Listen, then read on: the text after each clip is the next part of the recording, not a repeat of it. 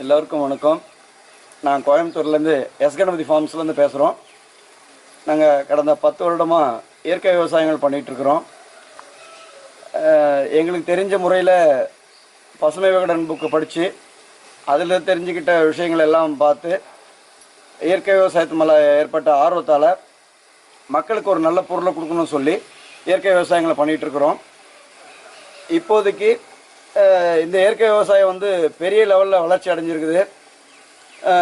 நாமக்கல் திரு லோகண்ணா அவர்கள் சாணிப்பாசி கரைசல் மற்றும் இயற்கை பூச்சி விரட்டிகள் நிறைய கிளாஸ் எடுக்கிறாரு. அந்த கிளாஸெல்லாம் நான் நேரில் அட்டன் பண்ணதில்லை, பட் ஆனால் அவருடைய வீடியோவை முழுசாக பார்த்துருக்குறேன். அதனால் அவர் மேலே ஏற்பட்ட இன்னும் அதீத நம்பிக்கையில் அவர்கிட்டருந்து சாணிப்பாசி கரைசல் மற்றும் இயற்கை பூச்சி விரட்டிகள்லாம் வாங்கி நாங்களே இப்போ உற்பத்தி பண்ணி தயாரிச்சிட்ருக்குறோம். இப்போ வந்து வெள்ளரிக்காய் மற்றும் சுரக்காய், அரசாணிக்காய், பூசணிக்காய் போன்ற காய்கறிகள்லாம் வந்து இயற்கை விவசாயத்தில் தான் பண்ணிகிட்ருக்குறோம். நல்ல ரிசல்ட் இருக்குது. கொஞ்சம் உழைக்கணும். கொஞ்சம் உழைச்சோம்னாக்கா நல்ல ரிசல்ட் எடுக்கலாம், மக்களுக்கு ஒரு நல்ல பொருளை கொடுக்கலாம். இப்போ வந்து அவர் நாமக்கல் லோகண்ணாக்கிட்ட இருந்து வாங்கின சாணிப்பாசி கரைசல் வந்து இந்த பெரிய ட்ரம்மில் ஃபுல்லாக தயாரித்து வச்சுருக்குறோம்.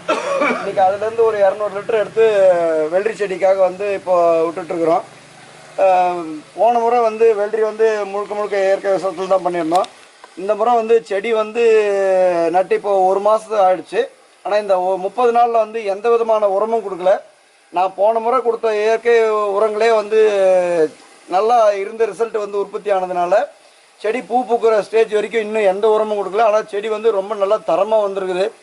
நம்ம ரசாயன உரங்களை பயன்படுத்தினா எந்த அளவுக்கு ரிசல்ட் கிடைக்குமோ அந்த அளவுக்கு ரிசல்ட் வந்து இன்னும் எந்த உரமும் பயன்படுத்தாமே கிடச்சிருக்குது. எனக்கு முழுக்க தண்ணி வந்து அதுக்கு நிறைய அவசியம். முடிஞ்ச வரைக்கும் டெய்லி ஒரு 1 மணி நேரம் தண்ணி வெள்ளரிக்கு தொடர்ந்து கொடுத்தோம்னாக்கா அந்த கொடிகள் அமைகள் செடிகளுக்கெல்லாம் அந்த தண்ணியிலே வந்து அந்த பூமியில் இருக்கிற சத்துக்களை வந்து முழுமையாக எடுத்துக்கும். அந்த சத்துக்களை உற்பத்தி பண்ணி கொடுக்கக்கூடிய பாக்டீரியாஸ் பூஞ்சானங்கள்லாம் நம்ம உற்பத்தி பண்ணி கொடுத்தோம்னாக்கா செடி வந்து தானாக வளர்ந்துடும். அதுக்கு உண்டான உரங்களை தான் வந்து நம்ம இது பண்ணியிருக்கிறோம். மேற்கொண்டு நாங்கள் வந்து ஒரு பெரிய ட்ரம் ஒன்று வச்சுருக்குறோம். அந்த ட்ரம்மில் வந்து மக்கக்கூடிய எல்லா விதமான காய்கறிகள், பழங்கள், நம்ம களை எடுக்கக்கூடிய செடிகள் எல்லாத்தையுமே வந்து அந்த ட்ரம்முக்குள்ளே கொண்டு வந்து போட்டுட்டு கரும் சர்க்கரை போட்டு இந்த சாணிப்பாசி கரைசலை வந்து கூட வந்து மிக்ஸ் பண்ணி வச்சிடுறோம். அது ஒரு 10 நாள் 15 நாட்குள்ளே வந்து எல்லா விதமான பொருட்களையும் வந்து மக்க வச்சு நமக்கு உரமாக தயார் பண்ணி கொடுத்துருது.